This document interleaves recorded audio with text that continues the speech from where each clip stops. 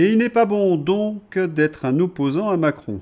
Marc Toiti a témoigné, le général Coustou a témoigné, et certains ne peuvent plus témoigner. Éric Dénessé, mort mystérieusement le 11 juin 2025. Olivier Marleix, mort mystérieusement le 7 juillet 2025. Ils ont tous deux enquêté sur la vente d'Alstom Énergie à General Electric, expliquant que l'État, Macron, sacrifiait les intérêts français au profit des Américains. N'oubliez jamais, une bête stupide mais blessée est toujours très dangereuse. En Allemagne, cela devient complètement fou. Oui, en Allemagne, c'est l'hécatombe. Un 7e candidat de l'AfD est décédé avant des élections régionales clés en Rhénanie du Nord-Westphalie. 7 candidats de l'AfD morts en 2-3 semaines avant les élections locales. En résumé, 5 décès dits naturels entre guillemets, une maladie grave et une personne qui aurait mis fin à ses jours. Une série rare qui suscite, vous vous en doutez, spéculation et interrogation. Philippe Béchade. 0 candidat mort dans l'intervalle parmi les candidats des 8 autres des principaux partis. Donc il y avait 0,00014 chances sur 100 que cela se produise. Conclusion.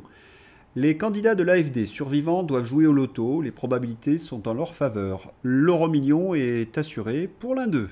D'un point de vue statistique, c'est pas possible. Voilà, c'est un truc qui est pas possible. Ça sert même pas à quelque chose d'essayer de calculer la probabilité, parce qu'elle est trop proche de zéro. Parce que, pendant très longtemps, ça serait jamais venu à l'idée de personne en Allemagne de voter pour eux. Mais, il semble que depuis quelques années, et là en l'occurrence surtout 2 ou 3 ans, le taux d'électeurs, le pourcentage d'électeurs qu'ils arrivent à rassembler, il est assez flippant pour les gens qui les aiment pas. Parce que jusqu'à maintenant, il avait toujours été considéré comme un parti politique qui était beaucoup trop extrémiste. Et surtout en termes de politique migratoire. Comme quoi, ils sont trop dans l'extrême en fait. Et pourtant, maintenant, les gens, les citoyens, ils veulent qu'ils arrivent au pouvoir. Bonjour, moi je suis chauffeur de bus scolaire. Et je peux vous dire que les enfants sont influencés à l'école.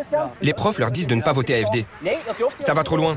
Il faut faire quelque chose. Moi, vous savez, depuis que j'ai rejoint la jeune alternative, je ne traîne avec personne d'autre. Ouais, c'est pareil pour moi. Avec mes autres potes, je devais toujours faire gaffe à ce que je disais, comme sur le sujet de la remigration. Avec vous, au moins, je peux parler librement. Le soir, quand on sort dans la rue, on ne voit pratiquement plus aucun Allemand. On ne se sent tout simplement plus en sécurité en tant qu'Allemand normal. Il y a quelque chose qui cloche. Ils ont envahi toute l'Europe, c'est fou. Une attaque au couteau par ici, un attentat par là, on n'est même plus choqué. C'est devenu tellement banal. En fait, remigration, ça veut dire renvoyer les étrangers dans leur pays. Mais en Allemagne, c'est toujours lié à la juive, donc c'est hyper tabou. Ça m'énerve tellement. Nous, on n'est pas responsable de cette histoire. On comprend qu'il faut pas oublier.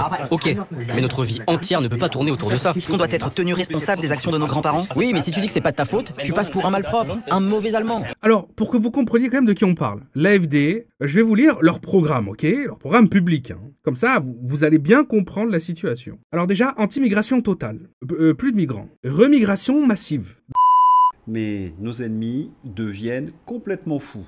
Dès qu'il y a une mort suspecte, la personne a mis fin à ses jours. La honte. Dorénavant en France, toute mort suspecte est considérée par la justice comme quelqu'un qui aurait mis fin à ses jours. Circuler, il n'y a rien à voir. Oui, la justice vient d'affirmer que cette personne aurait mis fin à ses jours. Et comment l'a-t-on retrouvé ? Un policier a été retrouvé mort à Toulon, les mains et les pieds entravés, une cagoule sur la tête, dans l'eau. L'enquête de ce policier portait sur le milieu. Toute vérité ou découverte n'est pas bonne à dire, comme le prouve le travail d'Olivier Marleix et d'Éric Dénessé.